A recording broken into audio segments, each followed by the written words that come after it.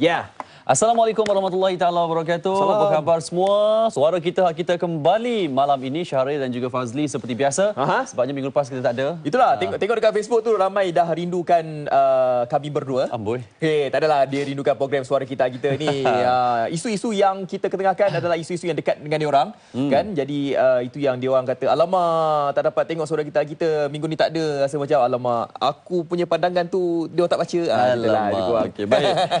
Minggu ini ataupun lebih tepat lagi malam ini kita akan bercerita mengenai isu halal. Kalau anda ingat sepanjang Suara Kita bersiaran, 2 kali ke 3 kali? Dua atau tiga kali sudahlah isu-isu halal kita bawakan. Ada isu halal dulunya mengenai coklat. Betul. Dan juga ada isu halal mengenai logo. Hari ini juga kita nak bawakan isu halal sebabnya ada banyak sekali perkara-perkara yang mungkin boleh memberikan kekeliruan kepada kita. Contohnya sebelum ini kalau di Parlimen pun Menteri di Jabatan Perdana Menteri Datuk Seri Jamil ada memaklumkan mengenai istilah pork free. Kita kadang-kadang tengok kedai pork free, kita ingatkan oh pork free halal lah. Masuklah. Rupanya ada maksud di sebalik istilah pork free itu sendiri. Macam kita sebagai pengguna pun kita tengok ada logo ke tak lah kan. Macam saya sendiri pun kalau nak pergi mana-mana kedai makanan, kalau ada logo halal tu barulah kita masuk. Kalau kita dah tengok produk dan juga makanan pun sama kan. Tengok ada halal, okey barulah benda tu halal. Tapi sebenarnya apabila kita dah buat kajian sebenarnya seperti mana yang promo tu lah yang saya buat kan, tak semestinya tak ada logo halal tu ianya bukan haram. Betul. Kita kena lihat juga isi kandungan yang ada dekat dalam produk ataupun makanan tu, Syahril. Tapi yang ada logo halal memang pasti halal. Ya, itu tapi itulah kadang-kadang nak tanya juga kejap lagi, logo halal tu kadang dia orang palsu ke? Ada juga macam tu. Juga macam tu kan. Hari ini kita berbicara mengenai isu halal. Anda ada apa jua persoalan, anda boleh beri carangan di Facebook kami Suara Kita ataupun telefon kita seperti biasa. Dan tetamu yang kita nak bawakan hari ini memang tetamu yang sentiasa segar di kaca TV sebab beliau adalah pengacara untuk program juga My Halal. Jadi lepas ni hang tak payah tanya banyak soalan lah. Dia tahu dah apa kita nak tanya. Tak dia tanya Syahril nanti. Janganlah. My Halal kita tahu program yang bersiaran setiap Rabu 6.30 petang. Hari ini kita bawakan pengacaranya untuk bicara mengenai isu halal. Banyak jugalah yang dibawakan dalam isu-isu halal ni kan. Okey, baik, jom. Okey. Itu dia cerita berkenaan dengan halal. Jadi Syahril kata-kata ni anda boleh call, anda boleh hantarkan Facebook. Facebook pun saya nak beritahu anda kena hantar ke awal. Jangan lagi satu, jangan hantar PM. Tak boleh baca. Hantarkan dekat ruangan komen. Dan sekarang ni kita nak dengar juga, ini tadi pandangan kita berkaitan dengan isu halal. Kita nak dengar juga pandangan orang di luar sana, orang ramai berkaitan dengan isu halal ni. Ya, jumpa selepas ini. Ya. Isu halal ni memang ada muskil. Kadang-kadang ada setengah barang kita beli dia logo dia tak pasti memang ada halal atau tak, kan kita nak kena perhati tengok lah. Setengah tu kadang kita beli satu benda macam dalam tin kan, kadang-kadang dia logo halal, dia bukan daripada yang Malaysia, daripada yang tempat lain. Kita tak tahu memang betul atau tak benda tu. So far tak ada lagi sebab kalau let's say secret recipe tu kita contohnya macam orang cakap memang tak halal kan, tapi kita still pergi sebab kita macam yakin macam benda tu still lagi boleh makan lah. Biasanya kalau pergi kedai mamak lah biasanya risau juga kan kadang-kadang sebab kita tak tahu cara diorang buat macam mana kan. So better kita avoid lah go to tempat-tempat yang macam mamak macam tu lah bagi I lah. I tak tahu lah orang lain kan. Macam tu lah. Kalau betul benda tu tak, saya dah tengok dia tanda dah terbeli, tak ada tanda halal. Maksudnya macam makanan sebelum makan tu buang lah. Tapi kadang-kadang dah termakan tu tiba benda tu kalau kata dah benda tempat tu memang dah ada benda-benda yang macam tu memang tak masuk pun. Tapi mana dah tahu kan tiba dah termasuk, dah terorder, dah makan je. Selepas tu baru tahu, lepas tu tak masuk dah. Saya akan laporkan pada JAKIM ataupun pihak yang berkuasa lah. Dia bergantung pada individu. Dan pada macam kalau keyakinan lah, kalau kita rasa benda tu memang betul-betul kita yakin halal, so okey je. Sebab benda tu kan macam satu Malaysia kan. So kalau kita sendiri kata yakin dan rasa macam halal, so kita proses lah. Adalah macam sesetengah macam ada setengah logo tapi dia cop halal tapi macam tak ada logo JAKIM, dia just halal je. So macam ada keraguan jugalah kat situ. Saya elak je. Lepas tu tak belilah lah. Sekali je. Ya, itu dia pandangan orang ramai berkaitan dengan isu halal ke tak yang kami bawakan pada malam ini. Sebenarnya kita sebagai umat Islam, sebenarnya isu halal ni memang kita titik beratkan. Sebab apa? Sebab kita memang nak cari apa-apa pun yang halal kan. Dan kalau kita tengok viral juga di media sosial, ada juga saya ternampak yang sembelihan ayam tu. Ada yang main cabut macam tu je. Tok, tok, tok. Itu dah confirm tak halal kan. Tapi saya tak tahu sama ada perkara itu berlaku dekat Malaysia ke, tapi saya yakin benda itu bukan berlaku kat Malaysia. Betul. Kita akan tanya Cik Amri nantilah. InsyaAllah. Sejam ni sempatlah sebab banyak isu yang kita boleh kongsikan hari ini. Jadi boleh saya mula ke nak tengok kat Facebook dulu? Boleh, Syaril. Teruskan. Kita mula dulu ya. Kita nak bersama dengan Tuan Haji Muhammad Amri Abdullah, penolong pengarah kanan bahagian Hub Halal Jabatan Kemajuan Islam Malaysia JAKIM. Assalamualaikum Haji. Assalamualaikum warahmatullahi wabarakatuh. Sihat lah. Alhamdulillah. Saya 2 tahun lepas bersama dengan Tuan Haji Amri masa dekat Mekah buat liputan Salam Abdullah. Haji pun pergi tahun tu Pergi juga tahun Alhamdulillah. 2015. Tahun lepas betul lah tahun lepas. Ingat 2 tahun lepas. Dah lama rasanya. Alhamdulillah. Okey, baik Haji.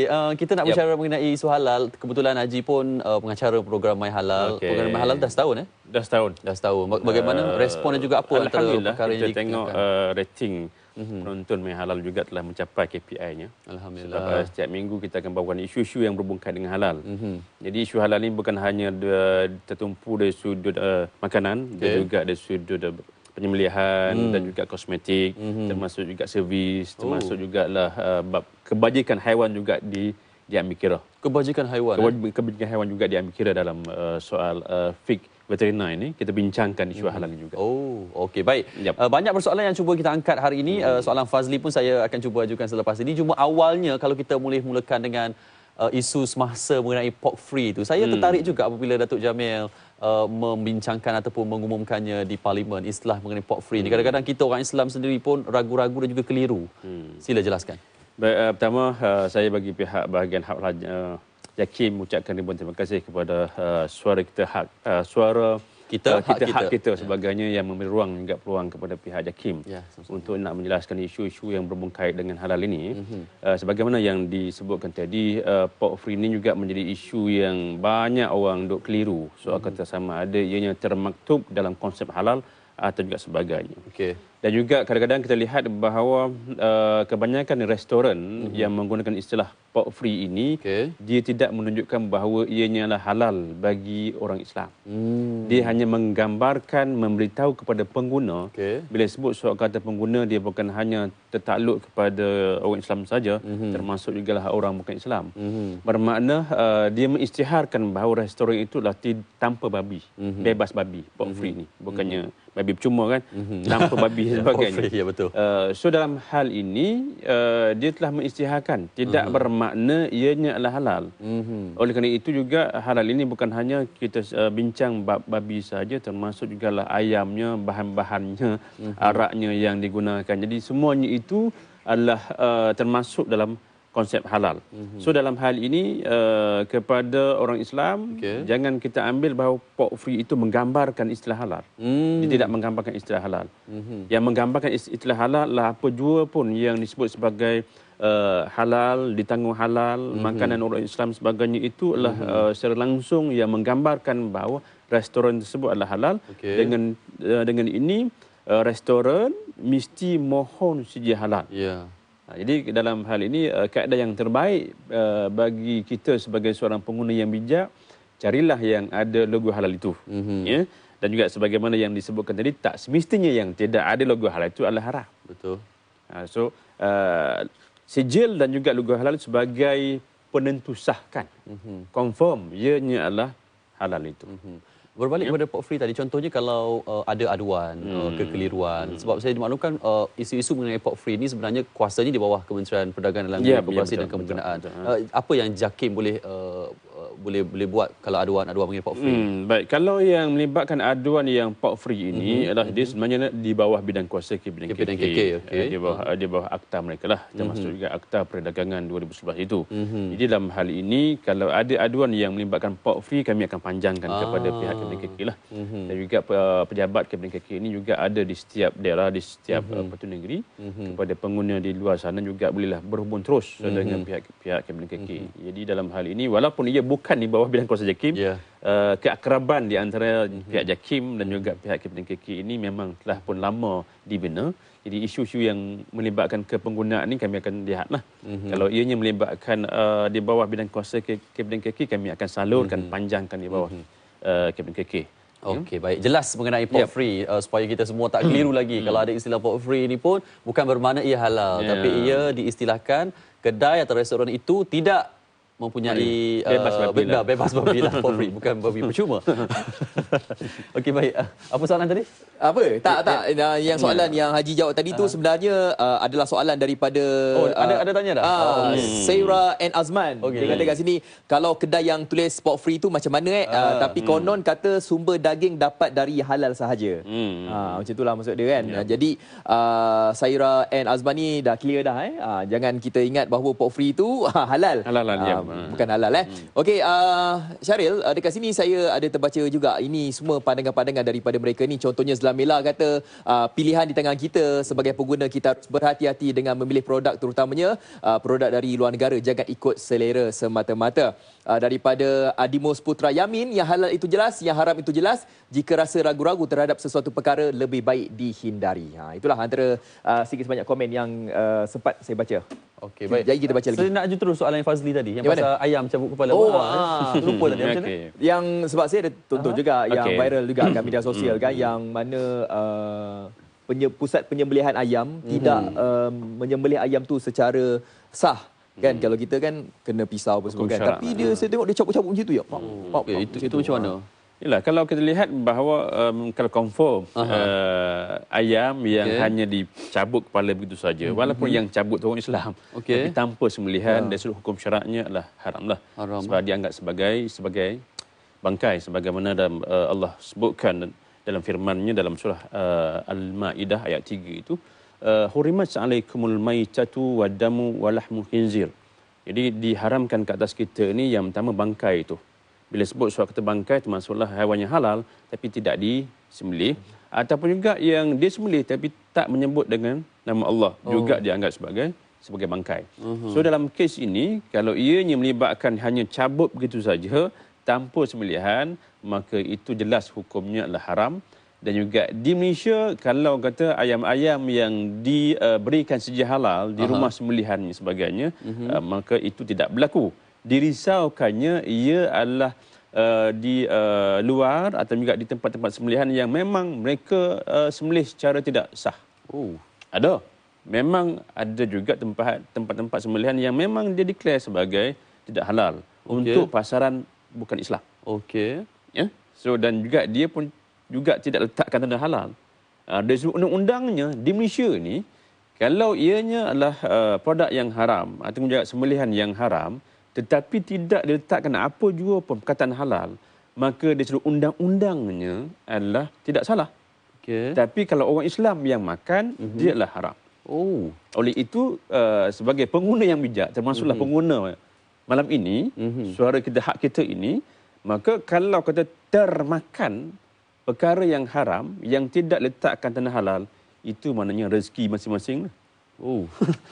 Dari sudut undang-undangnya tidak boleh diambil tindakan.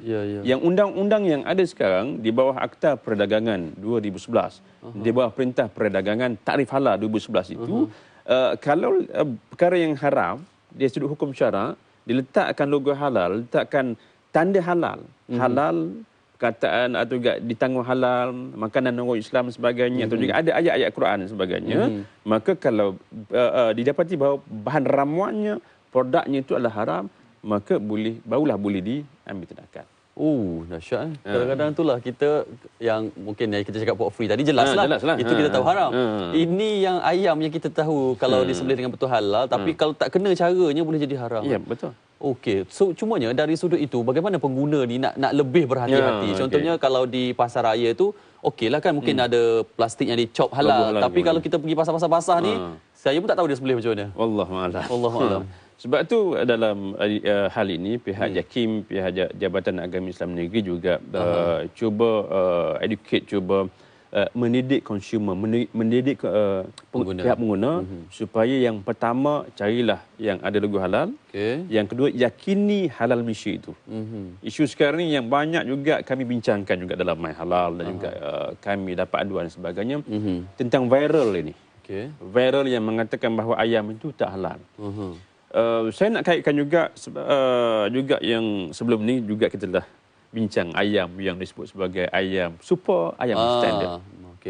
Kalau saya tanya, apakah ayam super, apakah ayam standard? Macam moderator nak Saya pun tak berapa nak jelaskan. Di bawah KPDNKK, dia ada dua harga lah. Yang disebut sebagai ayam super, ayam standard. Dan juga ayam super ni bila sebut super dia lah yang mahal lah. Mahal sikit lah. Dari sudut definisi, ayam super ni ayam yang dijual tanpa kepala, tanpa kaki. Itu ayam super. Ayam super. Ayam standard, ayam yang dijual dengan kepala, dengan kaki. Di kebanyakan rumah-rumah sembelihan yang diberikan sijil halal oleh pihak JAKIM, oleh pihak Jabatan Agama Islam Negeri, dan juga yang telah diberikan pensijilan yang disebut sebagai VHM ni oleh pihak GPV atau juga pihak Jabatan Perkhidmatan Veteriner. Kalau kata ayam yang berkualiti, yang bersih, yang selamat, konsep halalan thayyibah ini, ayam yang dijual tanpa kepala, tanpa kaki. Kalau kata Haji konsep yang sangat betul lah. Kalau nak cari ayam, carilah ayam yang tanpa kepala, tanpa kaki, itu yang lebih berkualiti. Yang confirm, dia je lah selamat. Itu yang super lah tu. Super lah. Jadi, kebanyakan rumah sembelih buat begitu. Tetapi apabila rumah sembelih ini nak jual kepada pasaraya contohnya, pasaraya pula tengok pula kepada permintaan pengguna. Pengguna di Malaysia ini... ada yang minta nak kepala? Dia tak puas hati kalau tak tengok kepala. Dia nak juga tengok kepala tu. Jadi apabila dia tak puas hati tengok kepala ni, maka pasaraya minta kepada rumah sembelih supaya yang telah diputuskan, yang telah disembelih sah ini, masuk juga kepala ayam itu dalam plastik, kaki pun dalam plastik, masukkan perut ayam. Tapi kepala yang dimasukkan itu bukan kepala dia. Ayam yang tak mana sebagainya. Bila dah potong-potong dia dah satu. Dah pisah. Kaki pun kadang-kadang kedua-duanya sebelah kanan. Boleh beza. Boleh beza. Kami boleh beza. Itu hebat JAKIM ni. Lepas dibeli ayam kena susun lah kepala. So, dalam hal ini, dalam perkembangan industri hari ini, kita tak boleh nak bayangkan macam kita duduk sembelih dekat kampung-kampung. Asal mana? Kuala Kerai, Kelantan. Dekat kampung tu, orang sembelih sekor-sekor. Betul. Tak. Yang cukup canggih. Maka dia akan sampai satu tahap bila dia sembelih ni, sampai satu tahap yang disebut sebagai head puller, tempat buang kepala. So apa jua pun ayam yang lalu dia akan buang kepala. So dalam proses buang kepala ni, memang kalau dia sudah kebersihan, keselamatan makanan, dia lebih selamat bila ayam-ayam ni dibuang kepala. Sebab kepala ni memang banyak bakteria. Memang banyak bakteria. Sebab tu orang tak makan kepala. Tapi kita kari kepala ikan itu yang kita banyak makan kan. Sebab memang apa jua pun kepala memang banyak bakteria. Kalau tak percaya cuba cek kepala masing-masing, banyak tak bakteria yang ada. So dia akan buang kepala. Bila dia buang kepala itu menyebabkan kulit sembelihan ini nampak seperti tak sembelih. Bila dia letak balik dalam plastik, dalam perut ayam itu, bila sampai ke pasaraya, bila consumer beli, pihak pengguna yang beli, dia akan cabut balik, dia akan cuba sambungkan balik. Dia akan sambungkan balik kepada kepala, nampak macam tak sembelih. Dia snap, viralkan. Itu yang viral tu. Itu viral tu. Bermakna pengguna mengharamkan ayam yang telah halal. Tak boleh. Dahsyat. Sebab kepada pengguna di luar sana, jangan mengharamkan benda yang halal ini. Sebagaimana yang disebut dalam Dr. Yusuf Al-Qarawi dalam kitabnya, Halal dan Haram di Islam ini, menghalalkan yang haram, mengharamkan yang halal adalah satu dosa. Sama juga mensyirikkan Allah Subhanahu Wa Taala. So dalam hal ini yakinlah Yang dah ada logo halal itu adalah halal. Jangan duk wah-wah lagi dah. Ya Allah, itulah. Sebenarnya macam tu je sebenarnya. Macam tu je.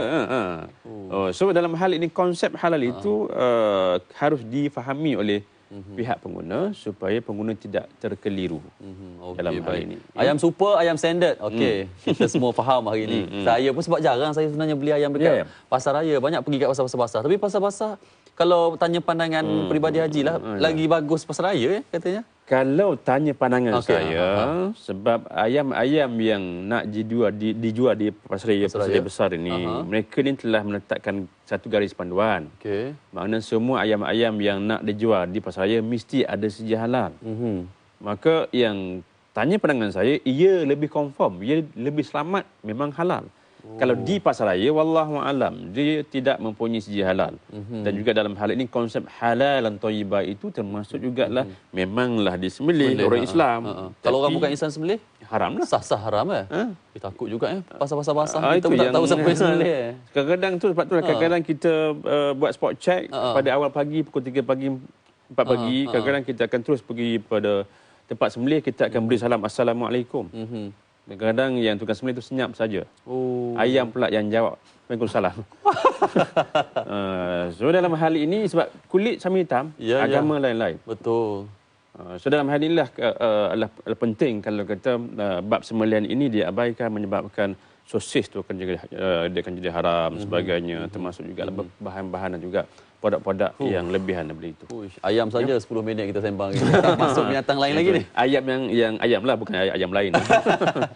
Baik, Haji ni jadi moderator dah pandai. Okey, baik, kita nak berehat seketika. Kita tengok Facebook dulu. Facebook sudah. Okey, jom kita lihat di Facebook. Hisham Rafaiz dia tulis kat sini, halal itu jelas, haram itu jelas. Kalau ragu-ragu baik jangan makan. Daripada Azlin Othman, kenal? Ini Puan Azlin Othman. Puan Azlin daripada Persatuan Pengguna juga. Okey, pengguna terutama orang Islam amat sensitif berkaitan dengan isu halal. Kita tak mahu ditipu dengan setiap makanan atau produk di pasaran. Isu halal juga bukan setakat makanan saja, tapi perlu diberi perhatian kepada semua perkara. Kebersihan premis, tenaga penyediaan dan sebagainya. Baik, kita sentuh lepas ni. Sentuh lepas ni. Ada satu soalan daripada Alif Abu Bakar. Assalamualaikum. Waalaikumsalam. Soalan dia, saya mendapati terdapat beberapa produk makanan terdapat tanda halal tapi bukan tanda halal JAKIM. Jadi macam mana tu? Adakah makanan tersebut halal ataupun tidak? Contohnya logo halal macam ni. Jadi dia logo yang jawab je lepas ni. Cik Alif kata logo macam ni ada juga di pasaran. Tapi dia daripada negara luar. Adakah ianya halal di Malaysia? Syaril, tadi Alif Abu Bakar tulis dekat sini pasal logo halal kan, daripada negara luar. Sama juga soalan daripada Siti Nur Dalina Ali. Dia hantarkan ke mesej peribadi. Dia kata kalau ada status halal dari negara lain, macam mana kalau tak ada logo halal dari JAKIM? Contohnya macam ni lah. Logo status halal daripada negara Thailand. Macam mana tu? Baik, sebagaimana yang telah kita tahu bahawa halal ini dia punya pasarannya cukup besar. Kalau kita lihat bahawa 2.8 trilion USD setahun. Dan juga kita juga mengeksport produk halal lebih kurang 40 juta sebagainya untuk yang tahun lepas ringgit Malaysia. Jadi kita lihat bahawa bukan hanya di Malaysia saja yang keluarkan sedia dan juga logo halal, termasuk juga halal-halal di negara yang lain. Setakat ini JAKIM mengiktiraf 56 buah badan Islam daripada 33 buah negara. Jadi kalau nak tahu tu boleh bukalah kami punya website di www.halal.gov.my itu. Ada senarai badan Islam yang diiktiraf oleh pihak JAKIM, termasuklah yang kata halal daripada Thailand ini. Jadi halal Thailand lah ni. Jadi kalau yang produk yang dah ada bentuk logo halal daripada luar negara yang berbentuk logo halal, kita kena yakinlah dia adalah logo halal yang telah diiktiraf oleh pihak JAKIM ini. Jadi yang nak masuk ke Malaysia ni dia mesti menggunakan logo halal yang diiktiraf saja. Kalau tidak diiktiraf oleh pihak JAKIM, bermakna dia telah melakukan satu kesalahan lah. Maka tindakan boleh diambil ke atas produk tersebut. So dalam hal ini yang mana berbentuk logo halal yang diimport, sama ada diimport daripada Australia, diimport daripada US, diimport daripada Jepun, China, Argentina, sebagainya, semuanya itu adalah ada badan Islam yang diiktiraf oleh pihak JAKIM.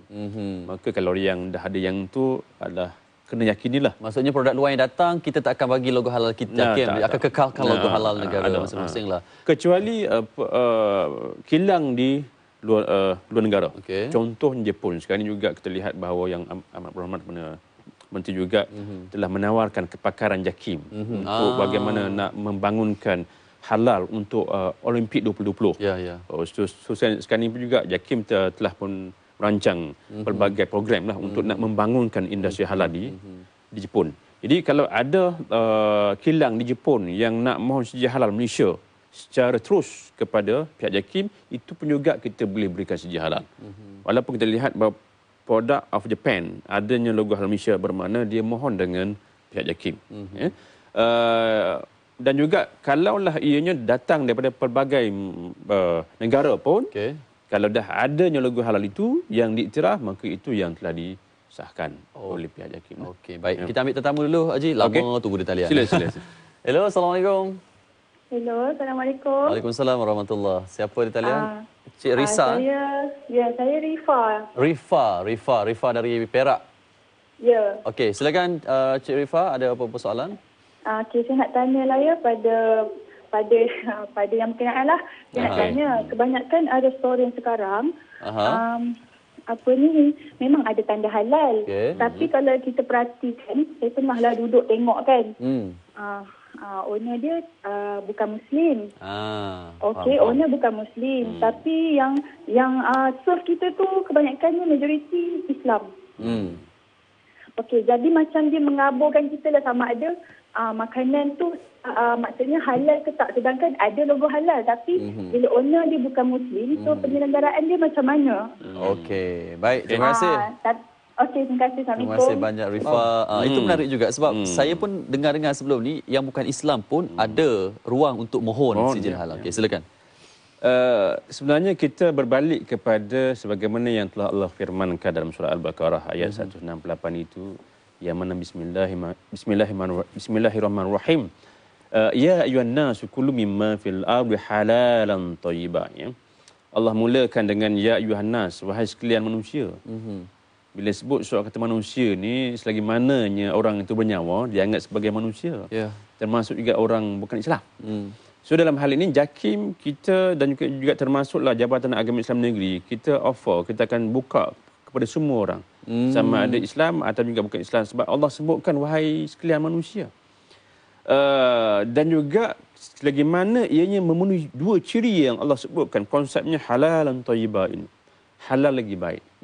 So dalam hal ini, walaupun orang bukan Islam yang buat, hukum syarak dia, kalau ianya menggunakan bahan ramuan yang halal, produk yang halal, peralatan yang digunakan tak bercampur dengan yang halal juga, yang haram, pengangkutan juga begitu, store juga begitu, walaupun ia dimasak oleh orang bukan Islam, ianya adalah halal. Boleh makan. Kalaulah yang tukang masak tu orang Islam, contohnya Syahri yang masak. Tapi yang masak tu kita letakkan arak. Betul. Tetap haram. Betul. Walaupun dimasak oleh orang Islam. Dalam hal ini, kriteria yang digunakan pakai oleh pihak JAKIM, oleh pihak JAIN, ya kita akan lihat yang pertama adalah bahan-bahan ramuan itu. Yang kedua, bab keselamatan makanan, kebersihan. Walaupun ianya adalah orang Islam, tapi tak bersih, yang boleh menyebabkan pencemaran bakteria. Contohnya adalah kalau kata kita masak tadi, mi tersebut jatuh di atas lantai. Hukum syarak dia jatuh tu boleh makan lagi. Tapi tidak bersih, tidak mengamalkan amalan kebersihan yang baik. Sebab tu konsep halal dan thayyibah itu termasuklah yang bersih, yang selamat, yang suci, yang berkualiti ini. So dalam hal ini semua aspek ini diambil kira, dan juga JAKIM pun juga menggunakan pelbagai standard, garis panduan, prosedur-prosedur yang telah ditetapkan. Maka kalau ianya ownernya orang bukan Islam, hakikatnya hari ini memang pun hampir 71% sedia halal yang diberikan oleh pihak JAKIM, oleh pihak JAIN ini adalah kepada orang bukan Islam. 71%? Ya. Tetapi dia telah menepati standard halal, telah menepati garis panduan halal, telah menepati prosedur pensedia halal, maka dengan ini JAKIM dan juga JAIN boleh berikan sedia halal. So dalam hal ini syarat contoh kan, walaupun dia ownernya orang bukan Islam, syaratnya mesti sekurang-kurangnya mesti ada 2 orang pekerja Muslim. Dan juga mesti ada juga internal halal committee juga, jawatan kuasa halal dalaman. Mesti ada juga dia yang disebut sebagai eksekutif halal. Jadi semuanya itulah syarat-syarat yang telah pihak JAKIM, pihak JAIN telah tentukan. Kalau mereka ni patuh, kita boleh keluarkan sedia halal. Okey, Rifa yang menelefon tadi jelas. Dia pergi restoran tadi pun dia kata pekerjanya semua Islam, cuma ownernya bukan Islam. Tapi boleh makan lah. Boleh makan, tak ada masalah. Jangan ragu-ragu. InsyaAllah. Baik. Satu lagi persoalan yang saya nak ajukan, sebab sebelum ni pun ini kita lebih nak isu-isu semasa lah Fazli. Yang viral sebelum ni pun ada mengenai produk makanan halal tetapi namanya tu seakan-akan haram. Itu pun saya tak payah sebutlah nama restoran, saya semua dah tahu. Apa penjelasannya lah. Sebenarnya memang pun isu tu hangat dibincangkan, termasuk juga lah sama ada dalam dan juga luar negara. Ketika itu saya berada di Tanzania, isu tu. Dan juga orang di Tanzania juga tanya saya what happened sampai ke sana. Sampai sana. Ya Allah. Jadi memang pun nama-nama ini nama-nama yang sinonim disebut, yang juga yang menyerupai, yang sama dengan yang najis, yang haram. Memang sebenarnya telah termaktub dalam standard halal Malaysia itu, dalam MS 1500/2009, standard halal Malaysia, termasuk juga telah disebut secara jelas dalam manual prosedur pencucian halal. Sebenarnya dia lah bukan suatu perkara yang baru, yang telah kami amalkan sejak tahun 2004 lagi. So industri telah pun faham bahawa nama-nama yang dikaitkan dengan contoh-contohlah hot dog ni, hot dog, beef bacon, hamburger, root beer sebagainya. JAKIM tak kata produk tersebut haram. Itu nak kena faham. Anda kena faham. Kita tak kata produk tersebutlah haram, tetapi tidak layak diberikan sedia halal. Sebab halal ini thayyibat, benda yang baik-baik. Baik-baik ni termasuk juga nama yang baik-baik kan. Contohnya Tuan Haji Muhammad Syahrir, baik, bagus nama itu kan. Jadi bila sebut at-thayyibat ini, sebab juga disebut sebagai benda yang baik-baik, termasuk juga nama ni. Jadi kalau kata nama-nama yang dikaitkan, yang disandarkan dengan perkara-perkara yang najis, contohnya kan hot dog contohnya, kita tak kata haram hot dog, tapi bila terjemah dalam bahasa Melayu disebut sebagai anjing panas sebagainya kan. Tetapi dalam hal ini, sebab itulah pihak JAKIM dan juga JAIN ini dalam standard ini bukan hanya JAKIM saja yang buat, termasuk juga lah kementerian-kementerian yang lain, termasuklah KPNKK, pihak Jabatan Teknik Malaysia, termasuk juga lah Kementerian Kesihatan. Banyak agensi-agensi yang telah bersetuju mengatakan tidak layak, tidak boleh diberikan sedia halal kepada nama-nama yang dikaitkan dengan sumber yang haram. Bukan setakat itu saja. Kalau kita lihat kepada apa yang telah disebutkan oleh Sabu Samahah, Datuk Dr. Zulkifli Muhammad Al-Bakri, Mufti Wilayah Kesetuan, itu juga tidak boleh menamakan makanan yang halal ini dengan nama-nama yang haram. Tak boleh. Sedangkan nama-nama tempat pun juga kita dah tukar kan. Dulu Pantai Cinta Berahi tukar nama kepada Pantai Cahaya Bulan. Kelantan tahu pula. Kan? Sama juga seperti Batam Juntai tukar kepada Bistari Jaya. Jadi kita pun juga nama-nama yang tak elok didengar, nama-nama yang tak elok dipandang sebagai itu juga adalah konsep halal sebenarnya. Okey, itu yang kita kena faham. Tapi tak, bukannya JAKIM mengatakan produk itu kita haram. Tak sebut. Okey, baik. Kita ambil seorang lagi panggil, Hazli. Ya, kita ambil seorang lagi pemanggil sebelum kita ke bikisan seterusnya. Hai, Assalamualaikum. Hello, Nana. Hai, Nana. Nana? Oh, Nana. Nana tak ada Hello. Ya, hello Nana. Assalamualaikum. Waalaikumsalam Nana. Ya. Akak nak cakap sikit. Ya. Akak duduk dekat ni. Silakan Kak. Ada satu kedai makan lah. Okay. Kedai makan. Salah orang Islam kita masak. Tapi dalam kedai tu ada ayat suci Al-Quran. Macam mana tu tak tahu nak dengar? kat Negeri Sembilan tempat akad ni ada kedai makan. Ada kedai makan, okey. Masalahnya tukang masak bukan orang kita. Tukang masak bukan warga negara kita, okey. Bukan orang Islam lah. Tapi ramai pula orang kita yang makan. Kat situ, dalam kedai pun ada lagi ayat suci Al-Quran lagi. Macam mana tu? Okey, soalan dia macam tadilah lebih kurang lah. Akhirnya. Terima kasih ya Kak Nana. Soalan lebih kurang macam tadi. Tukang masak bukan orang Malaysia. Tak tahulah Islam ke apa ke. Tapi yang datang ramai adalah orang Islam. Yalah. Dalam hal ini juga samalah tadi. Kalau kata itu yang ada logo halal, pihak JAKIM, pihak JAIN telah pergi buat pemeriksaan. Bermakna dia mesti ada, sekurang-kurangnya mesti ada 2 orang tukang masak Muslim. Mesti ada. Kalau tak ada, memang tak boleh diberikan sejarah halal. So, kalau yang tak adanya logo halal itu adalah nak tanggungjawab itu adalah ke atas kita sebagai seorang pengguna lah. Contohnya kalau kedai-kedai tepi-tepi jalan, masak, itu pun tak ada logo. Kita pun pergi beli juga. Ya, jadi dalam hal ini, JAKIM tak sebut bahawa yang tak ada logo halal itu haram. Betul, cuma dalam hal ini, dia ada syarat terlepas. Waraknya pula bagaimana kan? Warak ni adalah dah tengok dah orang bukan Islam yang masak. Jadi kita sebagai orang Islam kena juga lah tengok dari sudut keberkatannya itu. So dalam hal ini kalau kita lihat ulama-ulama ambil kaedah warak itu, kita tinggalkan sebagaimana yang telah disabdakan oleh Rasulullah SAW dalam hadis yang sahih, hadis yang ke-6 dalam hadis 40 itu, innal halal bayyinun wa innal harama bayyinun wa bainahuma umurum mustabihat la ya'lamuhunna katsirun minan nas atau kama qala.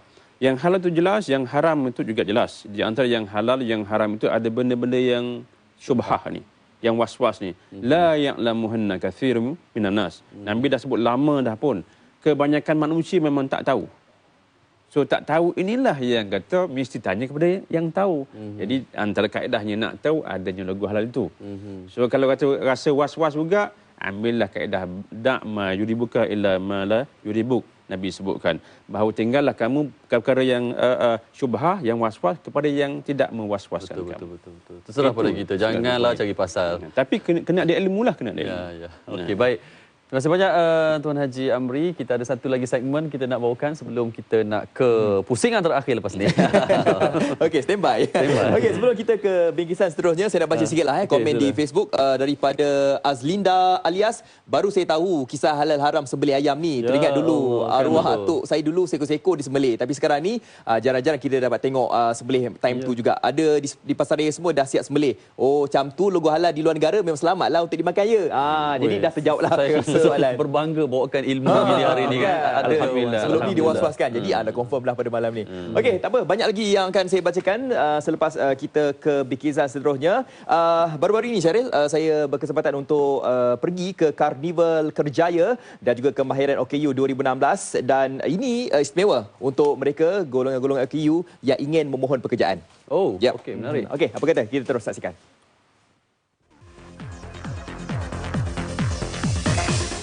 Baru-baru ini Kementerian Sumber Manusia di bawah Jawatan Kuasa Pekerjaan, Majlis Kebangsaan bagi OKU diterajui oleh bahagian dasar Kementerian Sumber Manusia bersama jabatan dan agensi mengajurkan Karnival Kerjaya dan Kemahiran OKU 2016. Kementerian Sumber Manusia adalah pengerusi bagi Jawatan Kuasa Pekerjaan Majlis Kebangsaan bagi OKU yang dipertanggungjawabkan untuk memberi tumpuan khusus kepada isu berkaitan pekerjaan dan pengajian OKU di sektor awam swasta. Okey, untuk bercerita berkenaan dengan Karnival Kerjaya dan juga Kemahiran OKU 2016 bersama dengan saya sekarang Encik Faizal. Assalamualaikum Encik Faizal. Waalaikumsalam, terima kasih. Ya, sama-sama. Okey Encik Faizal, saya nak tanya berkenaan dengan program kita pada hari ini dan saya lihat sambutan yang amat menggalakkan daripada mereka-mereka yang datang ni, tadi daripada mereka yang OKU dan nak tanya juga apa antara objektif pengajuran untuk kali ini? Okey, alhamdulillah pada tahun ini adalah kali kedua penganjuran Karnival Kerjaya dan Kemahiran OKU yang mana kita punya objektif ni kali ini kita tampilkan dua kelainan lah tambahan. Satu, kita beri peluang pekerjaan iaitu semua golongan OKU boleh hadir untuk temu duga, dan juga kedua, kita nak dedahkan kepada golongan OKU bahawa mereka juga boleh mendaftar ataupun dapatkan maklumat bagaimana nak akses kepada latihan-latihan kemahiran yang sesuai untuk golongan OKU. Jadi diharapkan supaya objektif kita untuk menyediakan karnival ni kepada semua lapisan golongan OKU daripada peringkat kanak-kanak sehinggalah dewasa. Alhamdulillah tahun lepas kita mencatat 600 kehadiran pengunjung OKU dan insya-Allah kita harapkan 800 ke 1000 orang pengunjung OKU. Ini kerana dengan tambahan yang saya katakan tadi, kita ada tambahan Institut Latihan Kemahiran daripada MARA, daripada Suruhanjaya Perkhidmatan Awam yang akan memberi penerangan kepada golongan OKU yang berminat untuk masuk dalam perkhidmatan awam selain daripada syarikat-syarikat swasta. Terdapat nilai tambah yang mana karnival kali ini juga menyediakan kaunter penerangan KSM dan lain-lain agensi melalui khidmat nasihat dan pendedahan peluang-peluang latihan pembangunan kemahiran kepada OKU yang disediakan oleh kementerian. Baik, seperti mana yang anda dapat saksikan sekarang ini, ramai di antara golongan-golongan OKU yang datang dekat sini bagi memohon sebarang jenis pekerjaan yang ada dekat sini. Dan saya difahamkan juga banyak juga antara company-company yang datang pada hari ini untuk memberi peluang pekerjaan kepada mereka yang ada di sini. Sebagai contoh, sekarang saya berada di booth nombor 7 Glomas Medic. Glomas Medic, dan bersama dengan saya sekarang Encik Azman, CPO untuk Glomas Medic. Okey, Encik Azman, saya difahamkan juga kepada mereka OKU yang ada dekat sini, mereka juga boleh memohon kaki palsu secara percuma, betul ke? Itu adalah betul. Sebagaimana yang kita usahakan sekarang ini, sebuah syarikat yang mana membantu memberikan anggota-anggota tiruan secara percuma melalui badan-badan pemberi bantuan yang menyokong kami. Okey, untuk kami sendiri kami tidak memberi bantuan, tetapi badan-badan pemberi bantuan tersebut ada banyak yang menyokong kami. Jadi apa yang perlu ialah pihak OKU datang ke bus kami untuk mendaftarkan nama dan seterusnya. Sekiranya mereka layak, mereka akan mendapat pembiayaan anggota tiruan sepenuhnya oleh badan-badan pemberi bantuan kami. Jadi mungkin mereka yang melihat ni mungkin tak berkesempatan datang dekat sini. Jadi bagaimana caranya untuk mereka memohon? Mereka boleh pergi ke laman web kita ataupun mereka boleh menghubungi melalui talian-talian yang kami sediakan, dan juga mereka boleh juga datang ke premis kami di Bandar Tasik Selatan. Jenis peralatan tiruan tu ialah seperti kaki palsu, tangan palsu, alat pendengaran dan lain-lain juga. Termasuk juga peralatan-peralatan sokongan. Selain daripada itu, kita juga sekarang masuk ke era satu lagi, iaitu membantu pesakit-pesakit yang cacat penglihatan. Jadi itu dalam proses perbincangan dengan pihak pembekal kami. Okey, kriterianya yang penting dia visual impact. Okey, dan di dalam company kami pun membuat training untuk orang yang tak tahu langsung dengan komputer. Dengan kami punya software iaitu screen reader apa semua, kami pun mengajar semua itulah kemahiran. Okey, di samping itu kami pun ada pusat pameran, di mana dalam pameran itu dibawa oleh orang buta sendiri, membawa pengunjung ke dalam bilik gelap, merasai orang buta sekeliling lah, dan memberi kesedaran penjagaan mata, betapa pentingnya mata. Saya datang sini cari kerja untuk sesuai saya punya. OKU pun nak kerja kan? Program ni bagus. Kalau untuk OKU cari kerja, mana orang biasa, best. Tahun ni kita mencapai lebih hampir 22 majikan daripada pelbagai sektor, perhotelan, perincitan, kewangan, perkhidmatan dan sebagainya. Dan alhamdulillah banyak kekosongan yang ditawarkan untuk mereka yang daripada pendidikan yang minimum dan juga ijazah dan ke atas. Jadi gaji-gaji yang ditawarkan amatlah menarik, dan kita harapkan ini akan menjadi tarikanlah kepada golongan OKU yang hadir untuk mendapatkan pekerjaan pada hari ini. Okey, sekiranya penonton di luar sana tu mereka-mereka yang OKU, bagaimanakah caranya untuk mereka yang mungkin mereka terlepas untuk kali ini, bagaimana caranya untuk mereka memohon pekerjaan?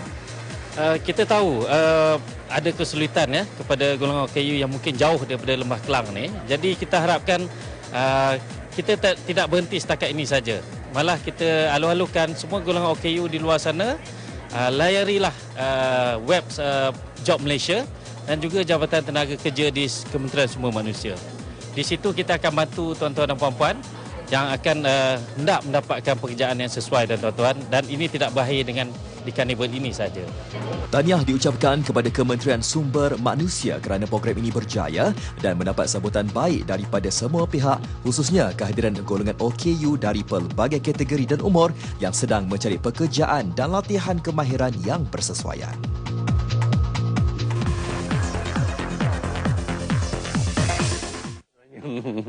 Itu dia Karnival Kerjaya dan juga Kemahiran untuk OKU 2016 dan anda semua yang mungkin menonton suara kita OKU jangan kita duduk kat rumah saja, jangan kita rasa macam kita ni OKU kita duduk rumah tak mampu tak nak buat kerja, Syaril. Kita juga boleh bekerja seperti manusia normal. Okey, tadi saya ada tinggalkan ke belum tanya lagi kan? Belum tanya kan soalan kan? Dah lupa dah. Syam tengok bingkisan tadi. Baru tanya soalan. Baru nak tanyalah ni. Daripada Omar Hashim, dia kata dekat sini sekarang ni ialah cuti sekolah. Banyaklah kenduri kendara. Dia kata rata-rata ayam diambil dari pasar raya tu tak ada logo halal. Halalkah dimakan oleh orang-orang yang datang kenduri tu? Soalan yang kedua, suci dah halalkah telur ayam yang dimasak tanpa dibasuh terlebih dahulu? Telur ayam. Semua pasal ayam. Pasal ayam menarik sebab ada dekat pasar malam kan ditulis kedai ini menggunakan telur ayam yang dibasuh. Dah jadi promosi pula. Memang pun bila isu ayam dengan telur yang pertama kita pergi pada ayam tadi. Ayam. Dalam hal ini adalah Islam ni adalah agama yang mudah. Maknanya kalau kata dia dah dibuat kenduri, so tak perlulah kita nak sampai tanya siasat kat dapur masak. Sebab maghaba anhu fala tusal, yang mana kita tak nampak jangan duk tanya. So dalam hal ni kalau kata yang buat tu orang Islam, kita yakin ke atas keislaman itu insya-Allah dia adalah halal. Kalau tak halal, yang orang yang buat tu yang dia akan tanggung dosa lah. Baik. Yang keduanya tentang telur. Sebab itulah dalam prosedur pensedia halal Malaysia itu juga disebutkan bahawa kalaulah menggunakan bahan-bahan yang natural macam juga telur, kena pastikan dia tidak dicemari dengan benda-benda yang disebut sebagai kuman. Kalau dalam telur ni biasanya ada yang disebut sebagai E. coli lah. E. coli merupakan bakteria yang datang daripada sumber najis, sama ada najis manusia atau juga najis haiwan. Jadi telur ini memang dia keluar ikut debu lah kan, yang tidak dibasuh. Tidak ada farm, tidak ada apa jua pun orang kata bahawa daripada ladang dia basuh telur tak. Sebab bila telur dibasuh terlebih dahulu, dia akan cepat rosak. So industri memang tidak akan basuh telur. Nak basuh telurnya ketika dia nak buat itu. So dalam hal ini, contoh katakan yang banyak penggunaan telur, contoh di kedai-kedai buat roti canai contohnya, yang buat martabak, yang buat apa tu termasuklah roti john contohnya kan. So orang yang nak buat contohlah kalau kata restoran yang nak mau sedia halal untuk roti canai telur, maka orang itu mesti basuh telurnya terlebih dahulu. Barulah dia boleh mohon halal. Telur ayamnya. Telur ayam tu barulah boleh dia mohon sedia halal. Kalau tak adanya E. coli itu yang merupakan bakteria yang boleh memudaratkan sebagainya. So, ini aspek yang juga jangan kita tengok. Ini kita tahu di restoran atau kedai lah. Tapi kalau kita beli telur tu dekat pasar raya, kita balik tak basuh, memang tak basuh kan? Tak basuh lah. Lepas tu bukan setakat di pasar raya, bukan setakat orang yang nak buat tu. Di rumah pun juga. Di rumah lah. Di rumah pun juga, kalau kata puan-puan di luar sana juga, kena jugalah basuh. Supaya tidak ada najis-najis itu yang masuk dalam makanan. Kalau najis yang jelas masuk dalam makanan, maka makanan yang asalnya halal akan berubah menjadi yang haram bila bercampur dengan benda-benda yang najis itu. Takut sebenarnya. Termasuk jugalah ia adalah menyebabkan kemudaratan E. coli ini. Ya. Sampai ada kes yang kata boleh masuk hospital. Betul. Kalau ianya memudaratkan juga dianggap sebagai perkara yang menjurus kepada yang haram. Itu yang penting. Kena basuh telur ayam, telur apa sekalipun lah. Kalau beli kena basuh. Kena basuh lah. Okay. Baik, kita ada seorang lagi pemanggil terakhir sekira untuk isu halal ini. Hello, Assalamualaikum. Halo. Ya, siapa di talian? Assalamualaikum. Waalaikumsalam. Saya Puan Hajar Ros daripada Melaka ya. Okey, silakan Hajar Ros. Ni nak tanya ni, tak lari ke daripada topik ini bahagian makan. Jadi sekarang saya nak tanya bahagian makeup. Boleh? Pasal makeup. Silakan. Boleh ya? Boleh. Okey. Saya nak tanya macam ni. Kalau saya nak berjalan, sebelum pergi keluar berjalan, dah sampai waktu solat, saya pun salat. Habis solat, saya pun keluar dan kata orang tadi, air semayang tu tak gugur lagi. Jadi sampai dalam perjalanan, sampai lagi waktu solat, kita akan singgah masjid ke ataupun surau ke di mana. Jadi apa persoalan saya ni tadi, nak tanya, patutkah saya angkat air semayang lagi ataupun sekadar cuci-cuci tangan ataupun muka? Okey, baik. Terima kasih Hajar Ros. Ya, saya. Okey. Saya dengar melalui TV ya. Okey, baik. Silakan. Okey, Assalamualaikum. Waalaikumsalam warahmatullahi. Bu, isu halal ni bukan makanan saja, pasal kosmetik lah, kosmetik pun. Okey, silakan. So dia ada dua isu lah. Isu yang pertama sama ada sah ke tak sah dia punya wuduk tersebut. Kalau kata dah ambil wuduk, make up sebagainya, masih ada lagi wuduk dan juga wuduk you tak terbatal oleh ada perkara-perkara yang lain, maka tak perlu nak ambil wuduk yang lain. Baik. Yang keduanya, kalau make up tersebut, kan? Kalau make up tersebut juga mengandungi sumber bahan ramuan yang najis. Sebab make up juga banyak bahan-bahan dia. Termasuklah yang kata yang dibuat daripada sumber haiwan. Termasuklah yang dibuat daripada lendir siput babi. Contohnya, termasuk jugalah yang dibuat daripada bahan-bahan yang lain, termasuk jugalah yang dibuat daripada placenta, uri ini, darah, termasuk jugalah dibuat daripada sumber gelatin. Gelatin ini juga termasuklah yang dibuat daripada porcine base yang dibuat daripada sumber babi ini. Ya. Ataupun lard. Jadi dalam hal ini, kosmetik tersebut, kalau kosmetik dibuat daripada sumber yang najis, dia juga menyebabkan solat kita. Itu tak kira lah air semayang tu ada atau tidak. Kalau produk tu dah najis, tak boleh. Sebagainya.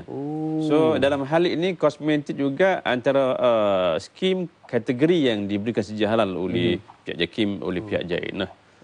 Kalau kita nak beli bahan kosmetik itu kena tengok logo halal. Tengok logo lah. Okey. Tengok logo. Sekarang ni dah pun banyak produk-produk kosmetik yang telah diberikan sedia halal oleh pihak JAKIM, oleh pihak JAIN ini. So carilah logo halal Malaysia dan juga yakinilah halal Malaysia itu. Perempuan di luar sana kan? Banyak benda nak kena faham ni. Dan logo halal JAKIM yang jangan keliru lagi, ini dia. Logo halal Malaysia. Ini dia, logo halal Malaysia. Tengok dekat TV. Sekarang ni kalau kita tengok dekat TV ni, mungkin penonton boleh tengok sekarang ni, banyak sebenarnya logo-logo halal ada boleh saksikan. Dia daripada tahun bila agaknya ni? Dia tukar. Ya. Jadi yang terbaru untuk tahun ni, yang mana satu? Yang ni. Yang ni. Bukan. Yang sebelah. Okey. Yes. Itu yang logo halal Malaysia. Kita bawakan nama Malaysia, bukan hanya nama JAKIM, sebab di Malaysia ni yang boleh keluarkan sedia halal termasuk JAKIM juga, setiap Jabatan Agama Islam Negeri. So bila dah ada logo halal yang ini, bermakna itu dikeluarkan oleh kerajaan Malaysia. So dalam hal ini kena yakin walaupun ada yang sebut bahawa logo halal yang palsu sebagainya, kami juga membuat pemantauan dan juga pengakuasaan. Oleh itu yakini halal Malaysia, sebab ati Allah wa ati Rasul wa ulil amri minkum. Amri ni bukan Ustaz Amri ni dah. Amri adalah pihak yang berautoriti. Betul. So yakinlah, dan juga jangan viralkan. Okey, baik. Akhir sekali, jomlah kita baca satu dua lagi lah yang mungkin ada pandangan-pandangan bernas untuk tatapan kita bersama. Okey. Daripada inilah B Nazwin, dia kata kenapa isu halal ni tak diseragamkan, contohnya menggunakan satu saja logo halal. Tapi betul lah, sekarang ni guna satu logo halal je kan? Satu je yang tu kan. Warna je tak apa Warna mengikut packaging masing-masing lah. Itu je lah. Yang lain semua sama je lah lebih kurang. Tapi ada segi sana lah kot. Jom. Sambil-sambil tu boleh kita berjalan. Ada juga kita tengok viral juga minuman keras yang ada logo halal. Tapi kita pun tengok pun tahu sebenarnya benda tu dah sah haram kan. Okey, mungkin Haji Amri boleh beritahu sikit. Sebenarnya 30 saat je ada. Bila isu ni isu yang telah diulang-ulang, termasuk jugalah isu tentang daging babi dan tin juga diletakkan logo halal. Sebenarnya itulah telah diedit. So tak ada istilah semak sebelum sebar. Betul. Semak sebelum sebar. Dan juga apa jua pun kami akan jawab melalui FB Hub Halal. Bahagian Hub Halal. Okey. Dan juga termasuk FB My Halal tu. Termasuk juga apa jua pun juga boleh cek dalam telefon lah. Okey, baik. Ada apps Jakim ada kan? Ada.